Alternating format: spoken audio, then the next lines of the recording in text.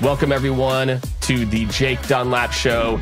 This is your weekly dose of real success stories from entrepreneurs, athletes, celebrities, CEOs, and the people that you love. If you've ever wondered what makes people tick, what are the weird things that happened to them in their past that help to shape the people that they've became, every Thursday at 8 a.m. Eastern, you can tune in and get exactly that. The behind the scenes, not the typical behind the scenes, but the real stories that shaped some of the people that you know, love, and follow.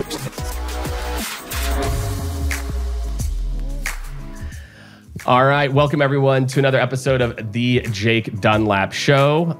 Today's guest, this is going to be, I think, a fun conversation. We're going to be able to get into some of the things that I know a little bit about as well, too, which is the world of social and how it relates to business and sales and marketing. So I'm excited. This woman has really established herself, and I don't think we talked about this before, she wouldn't say this herself, so I'll say it, as really like the queen of social media strategy in the automotive space. You know, she's worked with some of the largest automotive groups in the world, and really is a thought leader around how different businesses utilize social media. So for all of you out there who are interested in yourself, whether you don't have to be in marketing or sales, on social media and why you should be involved, etc., I think you're going to get a lot out of this. And she actually has college degrees, like multiple, around the automotive space, which I didn't even know was a thing until I got my prep notes. A graduate degree as well. So if you want to talk about someone who this is her jam and her passion, look no further. All right, ladies and gentlemen, please join me in welcoming Ms. Gail Rubinstein. Gail, welcome to the show. Thank you. I'm excited to be here. Thank you for having me on the show. It should be fun. And she said she loves talking about herself, that's her favorite topic. So we'll go back in time here. And I was really excited. For those of you tuning in for the first time, we focus on telling the story of entrepreneurs, the lessons they learned, their passions, what they're up to now, and trends.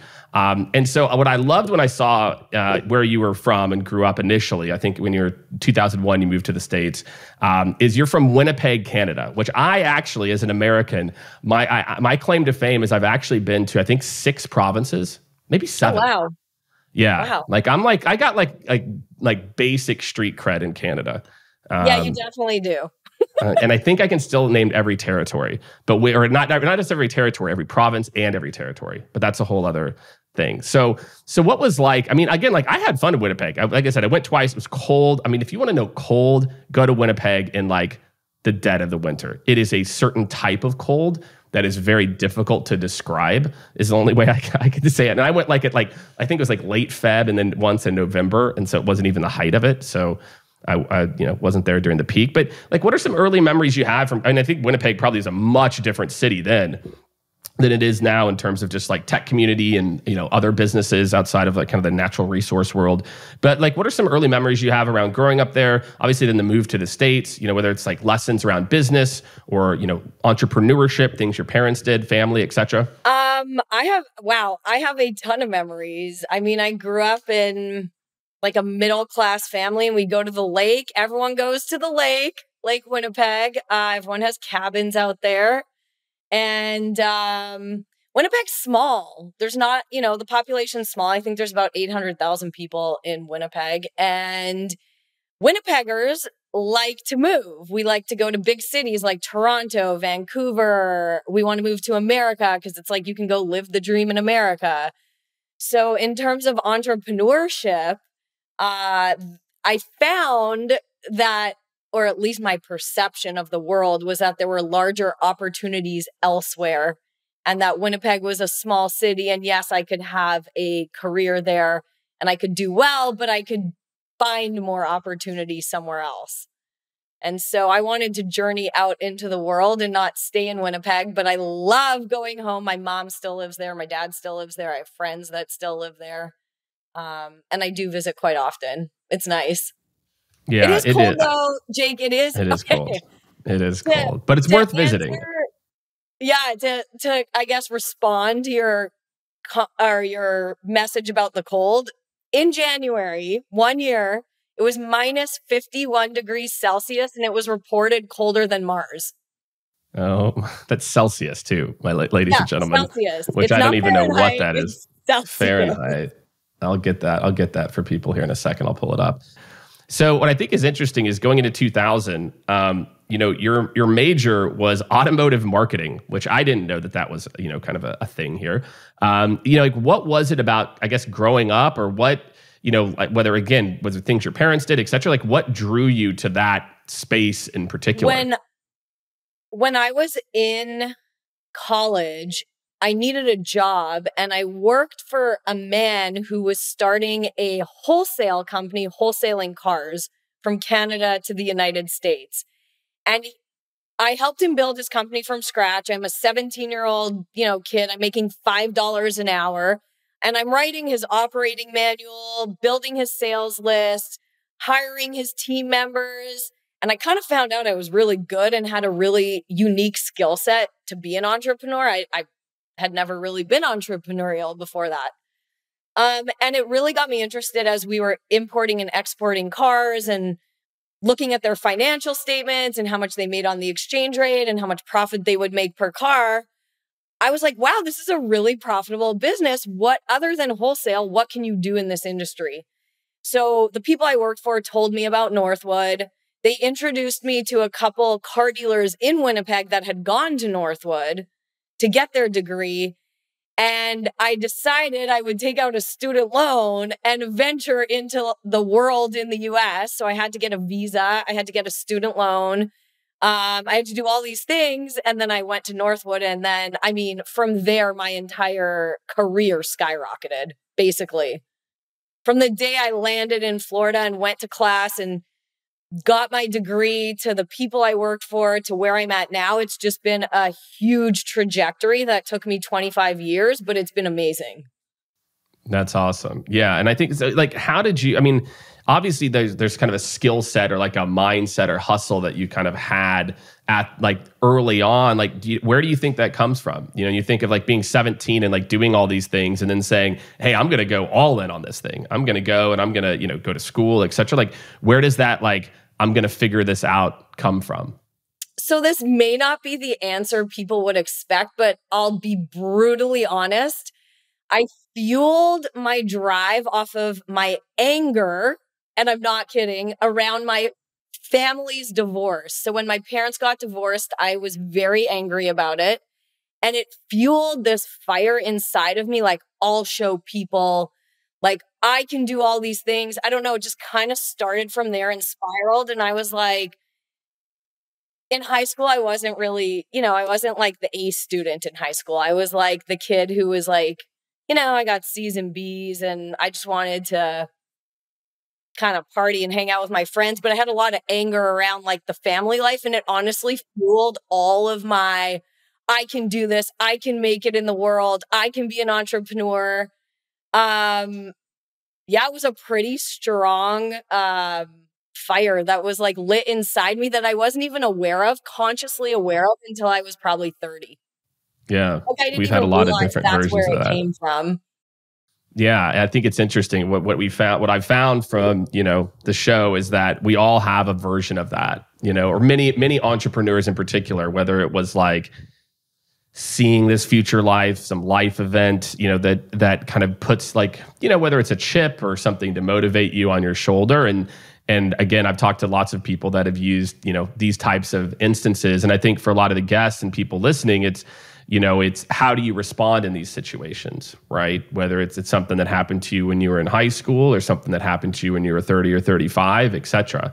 And I think as we get older, sometimes it's maybe more difficult. It's not actually more difficult, but I think sometimes when you get into those habits and those routines for years and years and years, it can be more difficult to use this fuel as fire. And so it's awesome that you were able to do that. And again, like you said, just kind of like drive you into it. And it's like you said, it's not until we kind of look back that, we kind of see what actually was that catalyst. So I get it. 100%. And then there was definitely a shift, though. Once I became self-aware of it, there was a shift of like, okay, what is a better way to fuel my fire where it's not stemming from something from 20 years ago?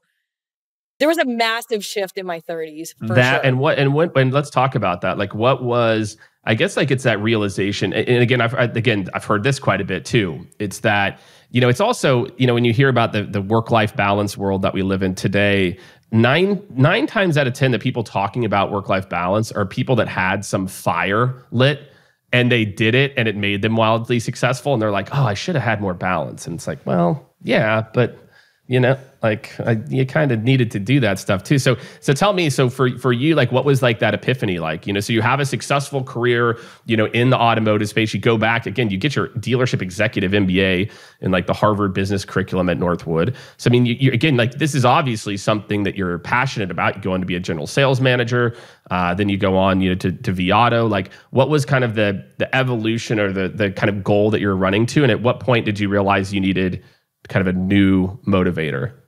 It was actually around the time I was at Viato, and internally I had this desire to I was like, I can make things better. I can do them differently.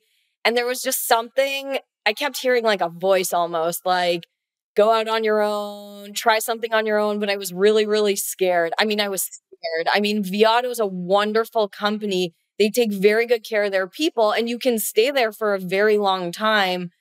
But my soul was talking differently than what was happening in my reality. Like my soul was whispering in my ear, no, go be an entrepreneur. And I was scared.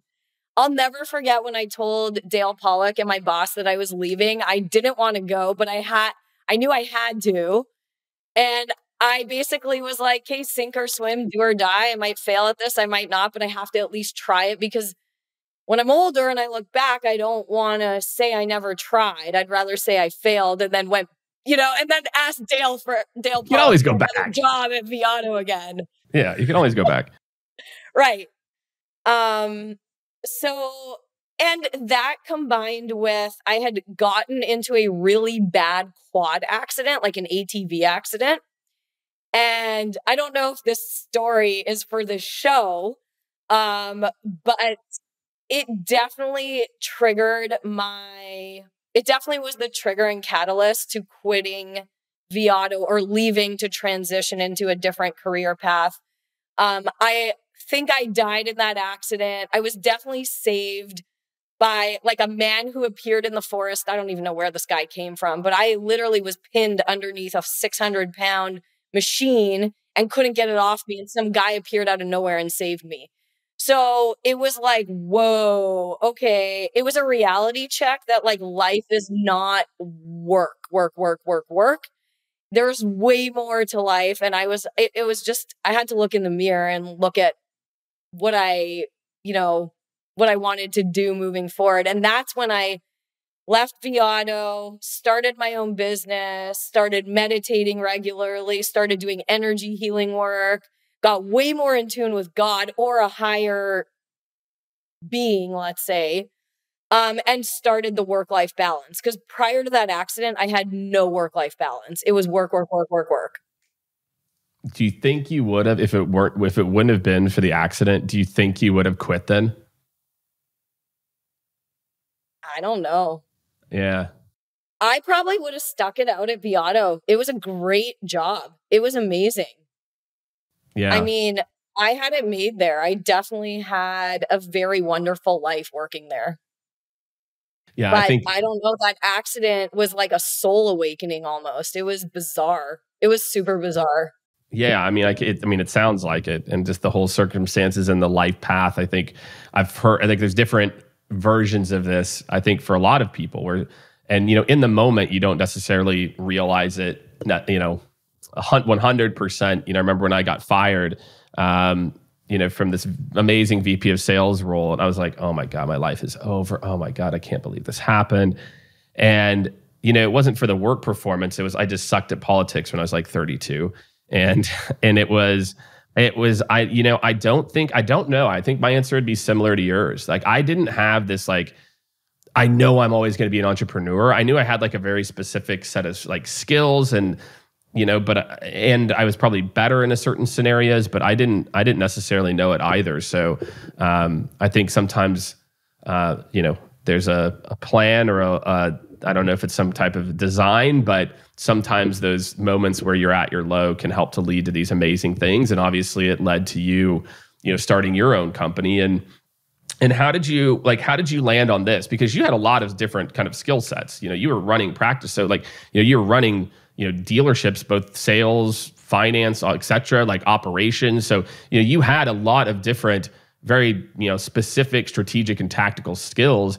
How did you land on, retail resilience? How did you land on like social selling, out of all the topics? And this is like 2017, just to put it in perspective for everyone. How did you kind of make that move, or what was it that, you realized this is what I'm most passionate about? I knew at Viato, car dealers were looking for lead generating solutions that were not Auto Trader, Car Gurus, or any of those. They were looking for social media lead generation. And most of them in 2017 did not know what to do. And so car dealers to me are very resilient. And I was like, so let's call this business retail resilient. It's a bunch of retailers being resilient, which very much defines a guy or girl in the car business, man or woman in the car business. And over 5 years, we've tweaked our brand and tweaked our everything. Like nothing we did 5 years ago is the same as we do today. And we've evolved over time. And how we did it was when I'd be on a call with someone, I'd say, well, what does your dealership need? And I actually created programs around what they needed. So I didn't sell them what I wanted. I sold them what they already told me they wanted. So whatever they wanted, I was like, oh, I have a solution for you. And that's what we created. And so we have a school now. We have a social selling school that the dealers created themselves with like a beginner, intermediate, advanced, and master program. And then we also have campaign management, which I never wanted to be a marketing agency. I wanted to be a school. And the marketing agency evolved because of car dealers begging me to do their lead generation for them. I was like, okay, fine. I'm not going to say no. If you want to pay us money, we'll provide that service to you. But I didn't set out to do it. And then over time, we realized that we are literally social selling for the auto industry for everyone. Boat dealers, RV dealers, motorcycle dealers, new car, used car, buy here, pay here. We've serviced people not even in the industry. We have doctors, lawyers, physical therapists, a guitar store in Hawaii. Like we have people all over reach out and we provide whatever service they need, but we have now at least a specific roadmap to help them. That was going to be my next question is how did you, I think a lot of times entrepreneurs, it can be a double-edged sword. And I can even speak from my own experience starting my own services company where, you can get in that mindset of like, oh yeah, of course we can do that. It's our core competency. and then you kind of look back and then I think like over time, you kind of really understand it. How did you balance that early on with like being open and letting the market kind of take you a little bit, but also maybe, staying true or, staying somewhat, maybe not focused, but not deviating too much from your sweet spot? Yeah, we had to stay true. I had probably 4 or 5 marketing agencies try to partner with me. I had people, and I kept saying, if you get on one of my calls with my team members, I'm like, guys, are we an agency or a school? We're a school. We're an educational institution for car dealers that also supplies agency solutions.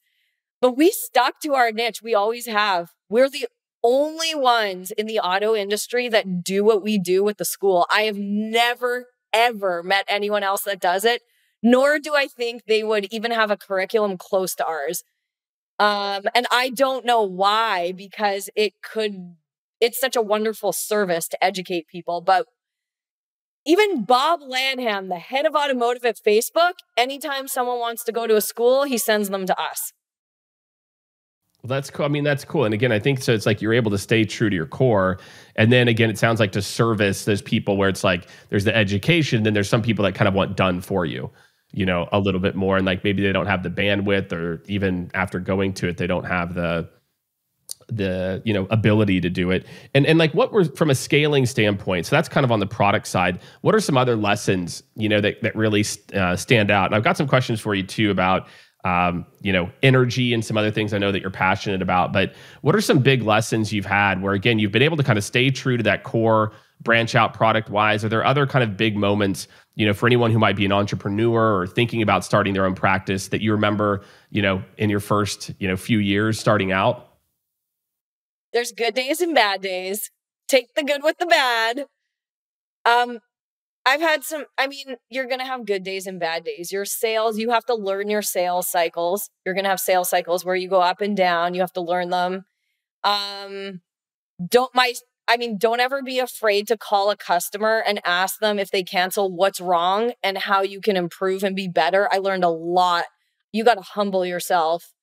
If you're an entrepreneur, you got to throw your ego out the door because it's not about you. It's about the customer. It has nothing to do with you. You really have to listen to what they need, what they like, what they disliked, and why they canceled so that you can tell them you don't want to lose them as a client. You can get them back sometimes, or improve your product or your solution. So that was I would say I'm a humble person, but I had to humble myself even more. And then think your mindset, think that you can be as good as the big dogs or the big guys or big girls out there because you can. And you can, and your roadmap to get there might look different than theirs, but whether it takes you 1 year, 2 years, or 10 years, it doesn't matter. Stay in your lane. So stay in your lane. I've always stayed in my own lane. And sometimes I'll sort of veer and be like, nope, get back in your own lane. Yeah. So be humble, stay in your lane, take the good with the bad. Those are kind of my key. There's so many lessons. Oh my God, there's so many lessons. There's a million. But I think some of these, again, a lot of this is around mindset. And I think the humble one in particular early on, for anybody listening, you probably didn't get it perfect out of the gate. And that's okay. It's not you. You probably, your service delivery model or their product or whatever. And I think, again, the people that, again, are able to really take that feedback, know when to really make a change, know when to make a tweak, I think is really important. And I think it is, again, it can be a little scary or nervous too, to really say, hey, I'm going to set up a call to maybe get chewed out, or to set up a call to really hear about how whatever I did didn't work out that great. And I think it's that fear of hearing that stops people. They're like, oh, okay, well, I think I know why they left. And the reality is, like you said, why they're ugly. No one's like, I think I know it's there. It's like, look, we all see it. We all know that you've got this huge zit right here. So let's talk about some again, your team and how you think about motivation. Obviously you do this, social selling, right? And this is a big part of the school, and then part of the work that you do for companies. How do you get these sales teams to take action? Because some of the things that we were talking about in the prep was, I think, that are universal to anybody in sales. It doesn't matter if you're in automotive sales, if you're in software sales. I think some of the things that we were talking about, I'm like, this is totally universal.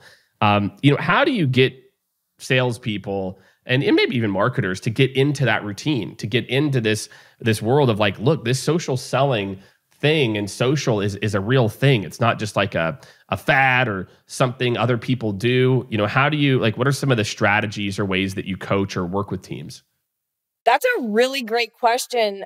And I like that you asked that, actually. A lot of people don't ask those questions. So we always provide the why someone should do it. So we'll give them 7 or 8 reasons why. But then we have a session, no matter what, on overcoming your fears. So people have told us in the last 5 years, people don't do something for one of 3 reasons. They either don't care, they don't know how, or they're scared or fear of judgment, right? So when people don't social sell, it's one of those 3 reasons.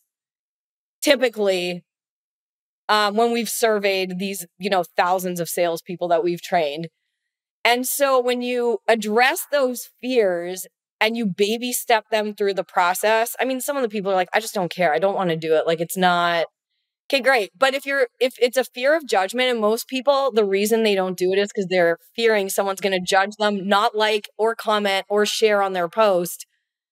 And then you can help them overcome that. Like I stand there in front of them and I'm like, okay, guys, I have posts that no one in 5 years still doesn't like, comment, or share, but I still sell.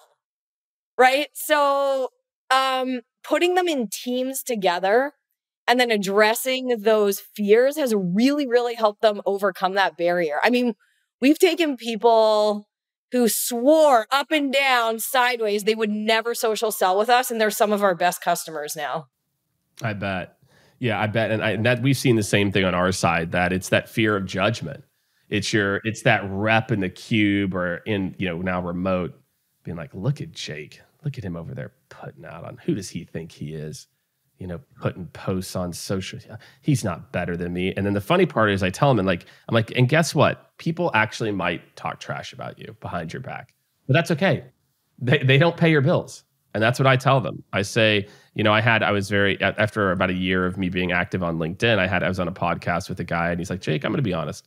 When you first started posting, I was like, what is he doing? Da, da, da. And then I talked to this other guy and, I started to get it. And I heard it, normally people won't tell you that to their face, but, I just feel like what I did is I realized that, hey, what I'm doing, how's it working? If I'm just putting this generic stuff on these social media, like, promoting my company, et cetera, how's it working? I'm like, well, it's not working very well. Like, okay, well, maybe it's time to try something different. And then, that tended to work. And so I think for a lot of people, if you know your motivations, I think that's it too. You and I were talking about this. You're from mid. I guess you don't call it Midwestern Canada, but like the middle of Canada. I'm from the Midwest. That I think what happens is people think of like posting as like bragging about themselves, or as opposed to just being like, look, I know I know a lot about very little, right? And I know just about this thing where I can be an expert, and that's really any seller. Any seller, I think, should really view like, hey, you might not be an expert at everything, but you probably should. And if you don't know a lot, that's a whole other thing, about like a topic or two. And so I think for every seller out there that's listening to this, every other seller feels the same way. They feel that like, fear of judgment. And my question here outside of my commentary is, how do you talked about groups. I love that. Like, what are some other ways that you get, maybe help people with that limiting belief, Gail, to where they're like, oh, okay, like I can do this. Like, are there other techniques or things that you've seen that have helped people to get there over that hump consistently? I have this. I don't know if this will sound strange. So I've actually sat a couple people down and I'm like, okay, close your eyes for a second. And I try to get them to reground themselves, actually. So a lot of people are living in the brain chatter. And I know this is a weird technique for a sales training in the car business, but I've done it before. And I'm like, okay, guys, sit down, close your eyes, and let's all take a deep breath in and a deep breath out. And when you slow their breathing down and their brain chatter stops, and I'm like, hey, just like talk to me for a second. So where does your fear come from? They start to open up, and then they hear themselves talking and they're like, oh, okay. So grounding someone in a sales training, which I know is not done very often, has actually worked for a lot of our clients. And what's even more interesting is now I have car dealers, dealer principals, that have asked me to host spiritual meditation retreats. So next year in April, we're hosting the first retail resilient automotive retreat. And it's actually going to be like more about grounding and breathing than it is about selling. I love that. I think it's a great technique. I mean, for anybody, I think, look, it's especially in sales, like you said, resilience, right? And it can be tough to leave some of that over for yourself. And so if you can take a second to pause and really think about, where is this coming from? Because I think in sales too, we're just in the day. You're doing, right? There's never a short of like, things that need to get done. And so you feel like you're always doing it. I talk a lot about reflection, and it's one of the things I attribute to like my success as a seller, was always the ability to just kind of, after a call, good or bad, just reflect a little bit and spend some time and be present and be grounded and and observe without judgment. And I think that's the mindset that I tried to foster in my teams, was that idea of be able to look at, like elite athletes, right? They can look at their game film and, they might say, oh gosh, I blew it, but they don't feel it. They're on to the next play. Next, I interviewed a former professional basketball player, and that's kind of this mindset he learned was like next play, next play, next play. He'd look at the plays, but he's not sitting with it. I think in sales, sometimes we start to build this baggage up of all these different things and behaviors that we learned probably in our 20s that just kind of stick with us. So I love that idea. And I think that anybody, in any sales world can take that advice of, maybe you had a tough call. Maybe maybe you're struggling to just take a breath. Just sit there, it's just like when you're on a cold call, I feel like it's the people that are the most calm are the people that actually convert, they're present, the heart rate's coming down over time. And the other thing you talk a lot about, Gail, is you talk about energy. And I think this is kind of a perfect segue as we start to wrap up here in the next, 5 minutes or so. Tell me about energy. So you're talking about kind of this getting control of the narrative. And again, a lot of times you have to clear that limiting belief before people can be ready for something new or different. So what is the role of energy, that you see and how that plays into, people's success? So I actually did a workshop on it last year at the Women in Auto conference. And I'm going to be doing it in Vegas, actually, again, at Digital Dealer. I'm going to be speaking about your energy centers. So there's 7 energy centers in your body. If you believe in Chinese or Japanese, like Eastern medicine versus Western, and naturopath healing, right? They're both great healing modalities. Japanese and Chinese Eastern medicine, you have 7 energy centers and they get blocked in your lifetime from experiences. So for example, if I'm speaking and someone says, Gail, that's a really stupid idea. You shouldn't say that. My throat energy center is now blocked and I have fears around it because someone told me something I said was stupid. And I'm going to remember that for the rest of my life. Well, when you clear that energy center and it's called your chakra or chakra. When you clear it and it opens back up, your communication and your chi, like your life force energy, starts flowing. So I'm really into chi and like flowing life force energy. And I've been studying it for actually the last 10 years.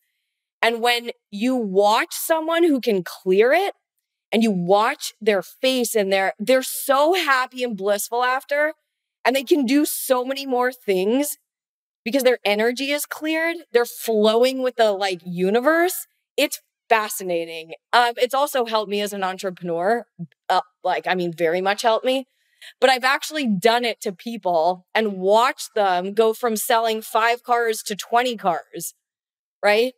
So it's like clearing out these negativities or experiences that they've had that they've carried stuck inside them for years and years and years. I guess that's how I would explain it. That's wild. I mean, and how do you explain it? So then there's people who are like, man, she's talking about chakras. I don't even know. What's right. How do you, what is this? Well, people have heard of it, right? But I think, how do you, how for people that, again, might be new to some of these concepts, or just I'm not quite sure what another equivalent is. How would you describe it? And again, you've kind of talked a little bit about some of it. Again, even just the breathing exercise is a version of this. What are some ways that you describe it to people who are either cynical or just completely I don't even know what the heck she's talking about? It depends. Yeah, I guess it depends who I'm talking to. If they're very cynical, I kind of just back off. I do know that most people, even when they're cynical, they do intuitively know if you say okay, certain experiences in your life have affected your behavior patterns as an adult. They kind of get that. So sometimes people are open to talking about energy centers. Some people are not. It's a very interesting world. But yeah, you always have the cynics. They come back though. They're like, what was that thing you were talking about again? They'll be like, something happened to me and I want to talk to you about that thing that sounded crazy. And I'm like, it's not though, it's real. Yeah, exactly. And I think that that's an interesting one. They're like, yeah, explain that to me. So, and then, when you think about what's next, so obviously, like, look, I mean, you're helping dealerships get on TikTok, other things. And, like, what are like some of the trends is kind of the last question I ask everyone. Like, what are some of the trends or, whether it could be around, we could go future of work, we could go social media, but what are some of the big trends that you're seeing that get you excited? Whether it's in your, personal life, professional life, things that you're excited for in terms of like what's next.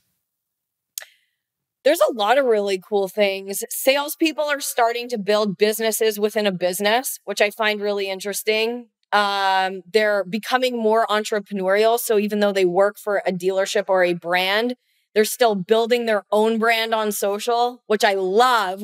We've signed up a ton of people actually in the last month or two that are just mobile home sales guys, RV sales guys. And they're like, I don't care what my manager does. I'm going to sell this product and I'm going to generate it on social by myself.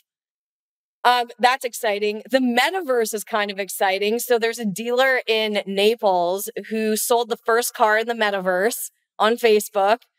And you got to watch this customer buy a car in virtual reality with the salespeople like bebopping around the showroom, with the paperwork up on the avatar wall. Like, it was really, really kind of cool. And yeah, it's going to be interesting to see what dealers do with all of their real estate, right? So new cars are not going to be flooding their lots for a while. And I find it really interesting. There's car dealers doing all kinds of stuff with their real estate, hosting events. One guy turned his dealership into a yoga studio at night for the women in the community. They have a lot of land. So that excites me to see what these very entrepreneurial people are going to do with the land that they have. Yeah. I find that actually excites me. That might sound weird. Pretty cool. It's exciting. Yeah, well, that really just takes to, it's like, again, it's about adding value, right? It's like, hey, we're in this to establish like our reputation in the community outside of just leads, like you talked about. And that's where a lot of social comes into as well too. Is that, there's not always that direct click to a purchase, but there's some level of influence that it might have that I think marketing is looking at more holistically than just like, did someone click to buy? Which is obviously what we want, but also there's a lot of people using social or again, maybe their physical space to create that sense of like community, which is a lot of like these different things that you've talked about. And that's what gets me excited is I think more and more organizations are going to figure out how do we build these kind of communities, whether it's, by just offering more services in the community that we're in, or, it's the kind of that always be giving mindset of like just giving back. Like you said, we have the space, it's there. Like, why not? That's a really cool one. I think maybe there's some dealers or some other salespeople thinking like, hey, how can we do that now? Because there's a lot of companies general with office space. And it's like, man, could you use that for some type of community activation? Could you, is there something that you could do? I think it's a great idea. Well, look, Gail, I really enjoyed this. I think there's both, kind of your journey and I think people hearing about, the things that fueled you early, how that's evolved over time, how you've had opportunities to reflect and, kind of where you're at now and how you think about people and motivation. I think hopefully my audience is going to get a ton out of it. So I really appreciate you joining. Yeah. Thank you for having me. It was fun to be on the show. I like it. Good. All right. Well, I'm glad. That's what we want to hear. So thank you again, Gail. Thank you everyone for tuning in and we will see you next week on the Jake Dunlap Show. Thank you everyone again for listening to another episode. If you are listening all the way to the end, I hope you have left a review. I hope that you make sure that you're following or subscribing on your favorite podcast listening apparatus. We'll be back next Thursday. And again, make sure to check out the Monday episodes as well too. A lot of people are really enjoying these kind of mini episode Mondays. So make sure to tune in, subscribe, and leave a review.